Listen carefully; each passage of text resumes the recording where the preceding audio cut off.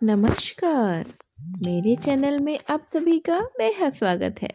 आज मैं आप सबके लिए लेकर आई हूँ कलम के जादूगर मुंशी प्रेमचंद जी के कलम के जादुओं में से लिखी कहानी उद्धार।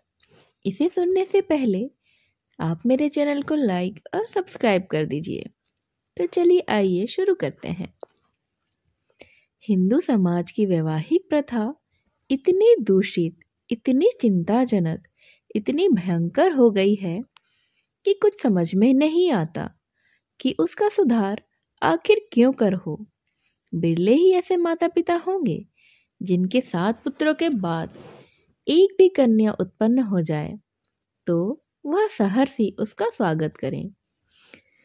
कन्या का जन्म होते ही उसके विवाह की चिंता सिर पर सवार हो जाती है और आदमी उसी में डुबकियां खाने लगता है। अवस्था इतनी निराशामय और भयानक हो गई है कि ऐसे माता पिताओं की कमी नहीं है जो कन्या की मृत्यु पर हृदय से प्रसन्न होते हैं, मानो सिर से बाधा ही टल गई। इसका कारण केवल यही है कि दहेज की जो दर है वह दिन दूनी रात चौगनी, पावस काल के जल गुजरे की 1 या 2 हजारों तक नौबत पहुंच गई है। अभी बहुत दिन नहीं गुजरे कि 1 या 2 हजार रुपये दहेज केवल बड़े घरों की बात थी। छोटी छोटी शादियां 500 से 1 हजार तक तो तय हो जाती थी। अब तो मामूली से मामूली विवाह भी 3-4 हजार के नीचे तय ही नहीं होते हैं। खर्च का तो यह हाल है और शिक्षित समाज की निर्धनता और दरिद्रता भी दिन ब दिन बढ़ती जाती है। इसका अंत क्या होगा ईश्वर ही जानता है। बेटे 1 दर्जन भी हो तो माता पिता को कोई चिंता नहीं होती। वह अपने ऊपर उनके विवाह भार का अनिवार्य नहीं समझते हैं।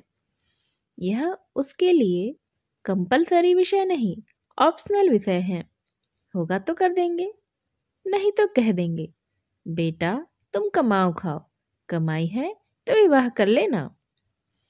बेटे की कुचरित्रता कलंक की बात नहीं समझी जाती है, लेकिन कन्या का विवाह तो करना ही पड़ेगा। उससे हम भागकर भला कहाँ जाएंगे। अगर विवाह में विलंब हुआ और कन्या के पांव कहीं ऊंचे नीचे पड़ गए तो फिर कुटुंब की तो नाक कट गई। वह पतीत हो गया, टाट बाहर कर दिया गया। अगर वह इस दुर्घटना को सफलता के साथ गुप्त रख सका तब तो कोई बात ही नहीं है। उसको कलंकित करने का किसी का साहस नहीं। लेकिन भाग्यवश यदि वह इसे छिपा नहीं सका, भांडा फोड़ हो गया, तो फिर माता पिता के लिए, भाई बंधुओं के लिए, पूरे संसार में मुंह दिखाने कोई रहता ही नहीं। कोई अपना इससे दुस्सह है, कोई विपत्ति इससे भीषण नहीं हो सकती है। यह बेहद ही अपमान की बात है। किसी भी व्याधि की इससे भयंकर कल्पना तो नहीं की जा सकती है। लुत्फ तो यह है कि जो लोग बेटियों के विवाह की कठिनाइयों को भोग चुके होते हैं वही अपने बेटों के विवाह के अवसर पर बिल्कुल ही भूल जाते हैं कि हमने कितनी ठोकरें खाई थी और कितनी ही ठोकरें हमें खानी पड़ी थी। जरा भी सहानुभूति नहीं प्रकट करते, बल्कि कन्या के विवाह में तो जो तावान उठाया था उसे चक्रवृद्धि ब्याज के साथ बेटे के विवाह में वसूल करने पर वह कटिबद्ध हो जाते हैं। कितने ही माता पिता इसी चिंता में ग्रहण कर लेता है। कोई बूढ़े के गले कन्या का मढ़कर अपना गला छुड़ा लेना चाहता है। पात्र कुपात्र के विचार करने का मौका भला कहाँ रह जाता है। यह तो बस ठेल मठेल है। मुंशी गुलजारी लाल ऐसे ही हतभागे पिताओं में से थे। यूं इनकी स्थिति यूं बुरी नहीं थी। 200-250 रुपये महीने वकालत से वह पीट लेते थे, पर खानदानी आदमी थे, उदार हृदय। बहुत किफायत करने पर भी माकूल बचत ना हो सकती थी। संबंधियों का आदर सत्कार ना करें तो नहीं बनता, मित्रों की खातिरदारी ना करें तो भी नहीं बनता। फिर ईश्वर के दिए हुए 2 पुत्र थे, उनका पालन पोषण शिक्षण का भार था। क्या करते? पहली कन्या का विवाह टेढ़ी खीर हो रहा था। यह आवश्यक था कि विवाह अच्छे घराने में हो, अन्यथा लोग हंसेंगे, और अच्छे घराने के लिए कम से कम 5,000 का तखमीना था। उधर पुत्री सयानी होती जाती थी। वह अनाज जो लड़के खाते थे वह भी खाती थी, लेकिन लड़कों को देखो तो जैसे सूखों का रोग लग गया हो। और लड़की, यह तो शुक्ल पक्ष का चांद हो रही थी। बहुत दौड़ धूप करने पर बेचारे को एक लड़का तो मिल गया। बाप आबकारी विभाग में 400 रुपए का नौकर था। लड़का भी सुशिक्षित था। स्त्री से आकर बोले, लड़का तो मिला और घर बार एक भी काटने योग्य नहीं, पर कठिनाई यही है कि लड़का कहता है मैं विवाह नहीं करूंगा। बाप ने समझाया, मैंने भी कितना समझाया, औरों ने भी समझाया, पर वह टस से मस ही नहीं होता है। बस कहता है मैं कभी विवाह नहीं करूंगा। समझ में नहीं आता कि उसे विवाह से इतनी घृणा क्यों करता है। वह कोई कारण भी नहीं बतलाता, बस यही कहता है मेरी इच्छा। माँ बाप का इकलौता लड़का है, उनकी तो परम इच्छा है कि विवाह तो हो ही जाए, पर करें तो क्या। यूं उन्होंने फलदान तो रख लिया है, पर मुझसे कह दिया है कि लड़का स्वभाव का हठीला है, अगर नहीं मानेगा तो फलदान आपको लौटा दिया जाएगा। तब स्त्री ने कहा, तुमने लड़की को एकांत में बुलवाकर पूछा नहीं? गुलजारी लाल ने कहा, बुलाया तो था, बैठा रोता रहा, फिर उठकर चला गया। अब तुमसे क्या कहूँ, उसके पैरों पर गिर पड़ा, लेकिन बिना कुछ कहे उठकर चला गया। स्त्री ने कहा, देखो इस लड़की के पीछे क्या क्या झेलना पड़ता है। गुलजारी लाल ने कहा, कुछ नहीं, आजकल के लौंडे सैलानी होते हैं। अंग्रेजी पुस्तकों में पढ़ते हैं कि विलायत में कितने ही लोग अविवाहित रहना ही पसंद करते हैं।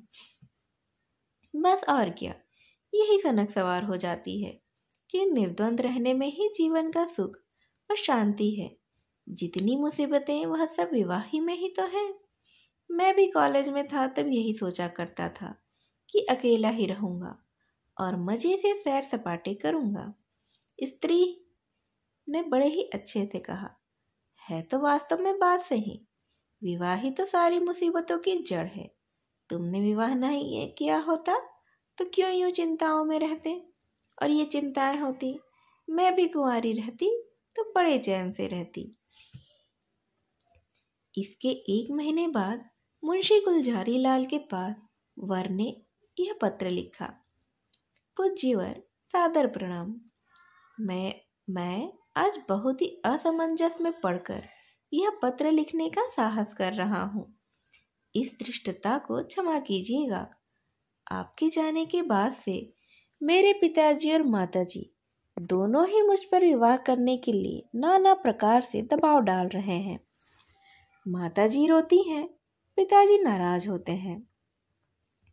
वह समझते हैं कि मैं अपनी जिद के कारण विवाह से भागता हूँ। कदाचित उन्हें यह भी संदेश हो रहा है कि मेरा चरित्र भ्रष्ट हो गया है।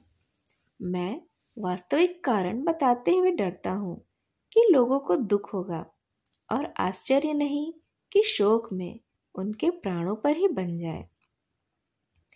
इसीलिए अब तक मैंने जो बात गुप्त रखी थी वह आज विवश होकर आपसे प्रकट करता हूँ, और आपसे साग्रह निवेदन करता हूँ कि आप इसे गोपनीय समझिएगा, और किसी भी दशा में उन लोगों के कानों में इसकी भनक ना पड़ने दीजिएगा। जो होना है वह तो होगा ही, पहले ही से क्यों उन्हें शोक में डुबा दूं। मुझे 5-6 महीनों से यह अनुभव हो रहा है कि मैं क्षय रोग से ग्रसित हूँ। उसके सभी लक्षण प्रकट होते जाते हैं।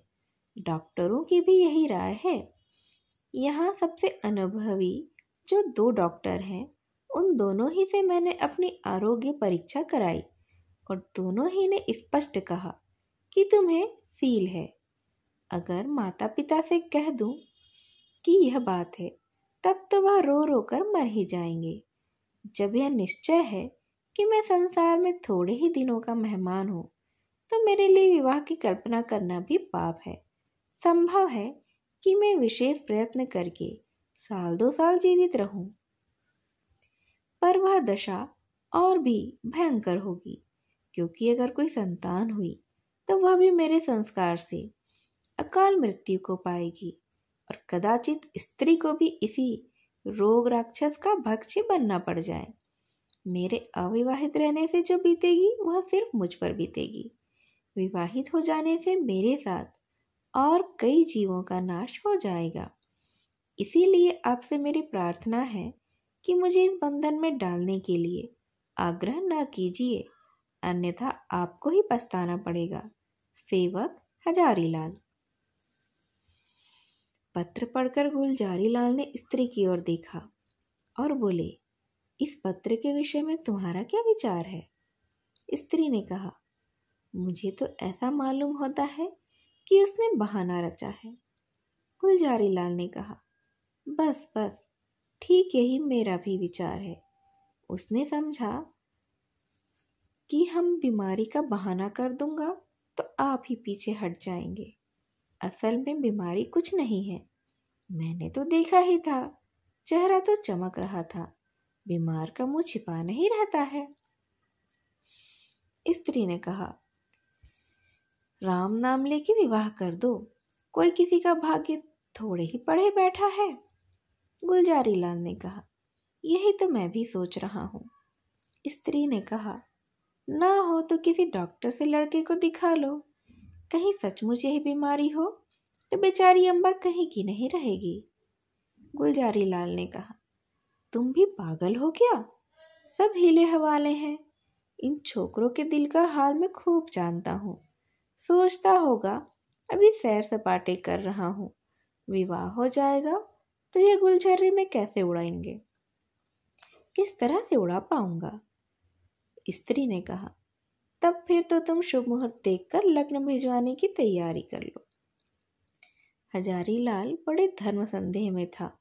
उसके पैरों में जबरदस्ती विवाह की बेड़ी डाली जा रही थी और वह कुछ ना कर सकता था। उसने ससुर को अपना पूरा कच्चा चिट्ठा तो कह सुनाया था, मगर किसी ने उसकी बातों पर विश्वास ही नहीं किया।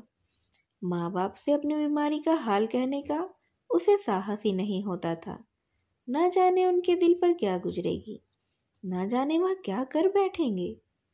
कभी सोचता किसी डॉक्टर की शहादत लेकर ससुर के पास भेज दूं, मगर फिर ध्यान आता, यदि उन लोगों को उस पर भी विश्वास नहीं आया तब? आजकल डॉक्टर से सनद ले लेने में कौन सी मुश्किल काम होती है। सोचेंगे किसी डॉक्टर को कुछ दे दिलाकर लिखा लिया है। शादी के लिए तो इतना आग्रह हो रहा था, उधर डॉक्टरों ने स्पष्ट कह दिया था कि अगर तुमने शादी की तो तुम्हारा जीवन सूत्र और भी निर्बल हो जाएगा। महीनों की जगह तुम दिनों में ही वारा न्यारा हो जाने की संभावना है।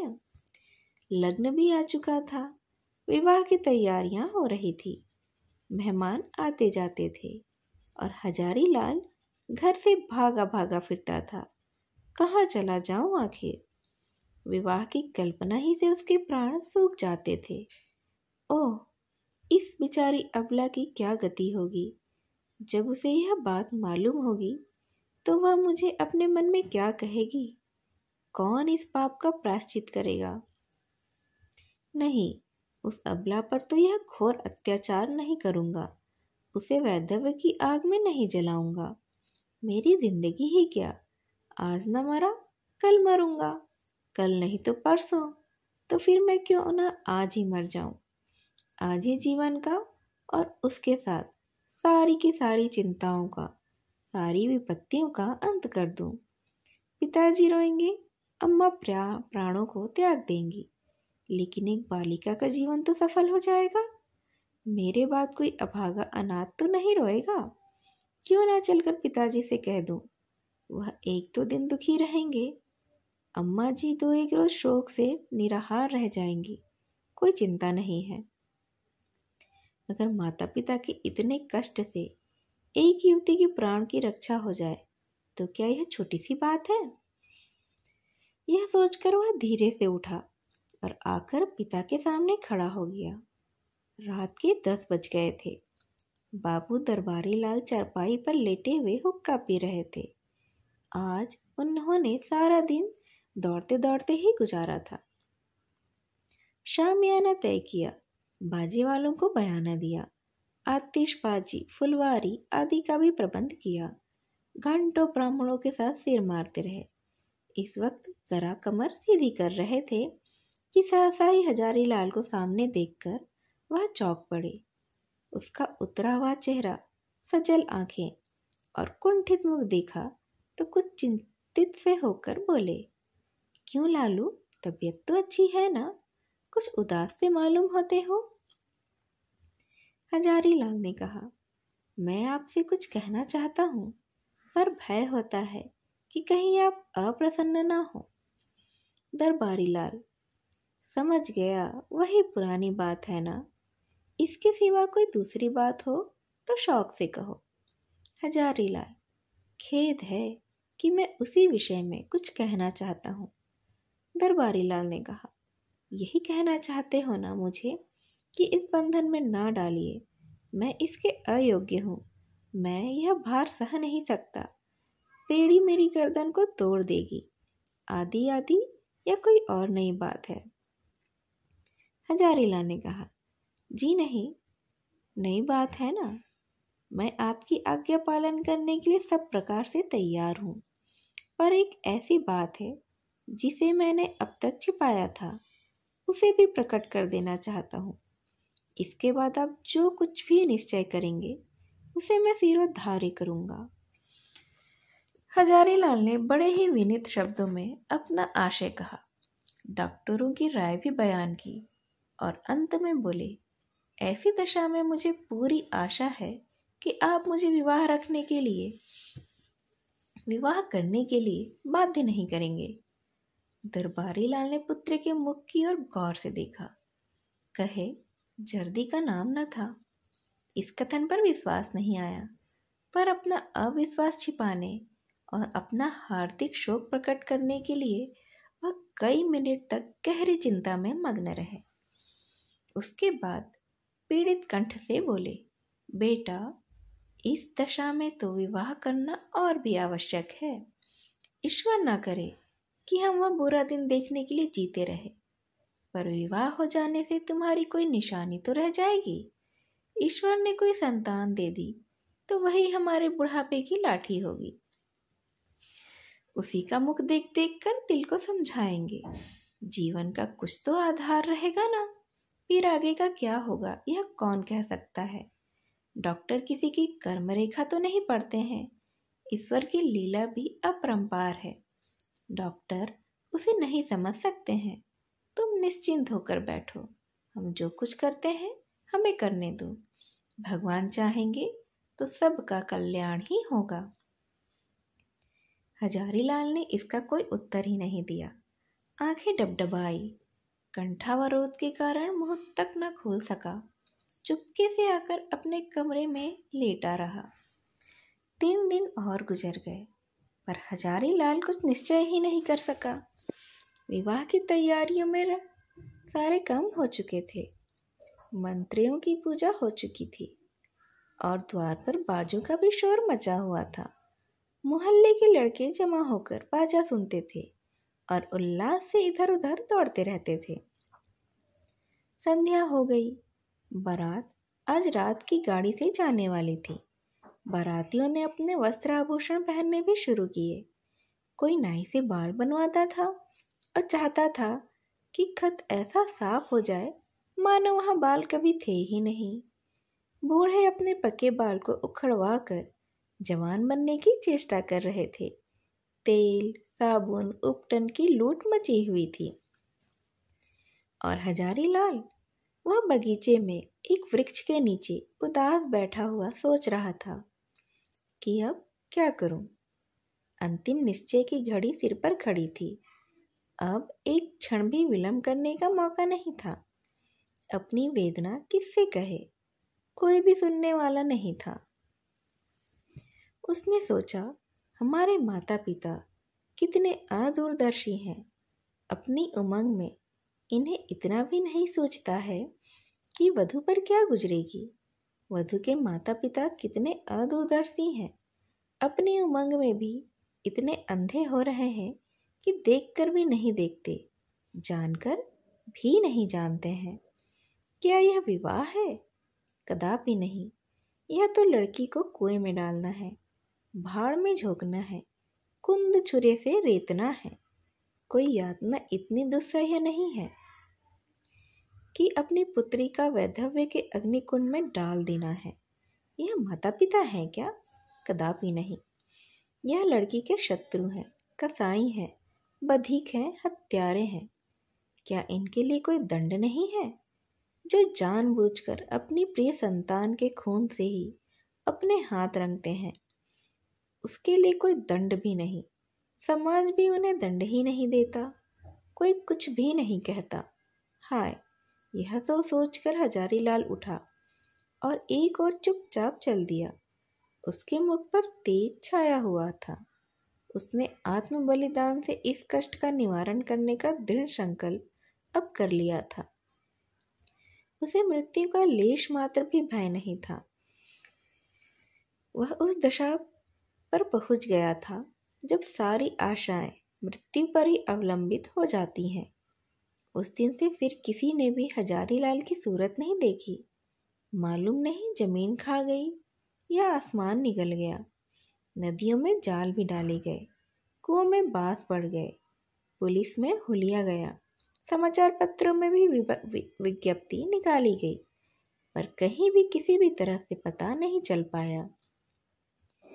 कई हफ्तों के बाद छावनी रेलवे से 1 मील पश्चिम की ओर सड़क पर कुछ हड्डियां मिली। लोगों को अनुमान हुआ कि हजारीलाल ने गाड़ी के नीचे दबकर जान दी, पर निश्चित रूप से कुछ ना मालूम हो पाया। भादों का महीना था और तीज का दिन था। घरों में सफाई हो रही थी। सौभाग्यवती रमणियां 16 श्रृंगार किए गंगा स्नान करने जा रही थी। अम्बा स्नान करके लौट आई थी और तुलसी के कच्चे चबूतरे के सामने खड़ी वंदना कर रही थी। पति गृह में उसे यह पहली ही तीज थी। बड़ी उमंगों से व्रत रखा था। सहसा उसके पति ने अंदर आकर उसे साहस नेत्रों से देखा और बोला, मुंशी दरबारी लाल तुम्हारे कौन होते हैं? यहाँ उनके यहाँ से तुम्हारे लिए तीज पठौनी आई है, अभी डाकिया देकर गया है। यह कहकर उसने एक पार्सल चारपाई पर रख दिया। दरबारी लाल का नाम सुनते ही अम्बा की आंखें सजल हो गई। वह लपकी हुई आई और पार्सल स्मृतियां जीवित हो गई। हृदय में हजारीलाल के प्रति श्रद्धा का एक उद्गार सा उठ पड़ा। आह, यह तो उसी देव आत्मा के आत्म बलिदान का पुनीत फल है कि मुझे यह दिन देखना नसीब हुआ। ईश्वर उसे सद्गति दे। वह आदमी नहीं देवता थे, जिसने अपने कल्याण के निमित्त अपने प्राण तक का समर्पण कर दिया। पति ने पूछा, दरबारी लाल तुम्हारे चाचा हैं? अम्बा ने कहा, हाँ। पति ने पूछा, इस पत्र में हजारीलाल का नाम लिखा है, यह कौन है? अम्बा ने कहा, यह मुंशी दरबारी लाल के बेटे हैं। पति, क्या तुम्हारे चचेरे भाई हैं? अम्बा ने कहा, नहीं, मेरे परम दयालु उद्धारक, जीवनदाता, मुझे अथाह जल में डूबने से बचाने वाले, मुझे सौभाग्य का वरदान देने वाले हैं। पति ने इस भाव का कहा मानो कोई भूल हुई, बात याद आ गई हो। ओह, मैं समझ गया, वास्तव में वह मनुष्य नहीं, देवता थे। और इस तरह से यह कहानी उद्धार मुंशी प्रेमचंद जी की यही समाप्त होती है। इस कहानी को ध्यान से सुनने के लिए आप सभी का धन्यवाद। ऐसी ही और कहानियों के साथ मैं आपसे मिलने फिर से आऊँगी। तब तक आप मेरे चैनल को लाइक और सब्सक्राइब कर दीजिए। नमस्कार।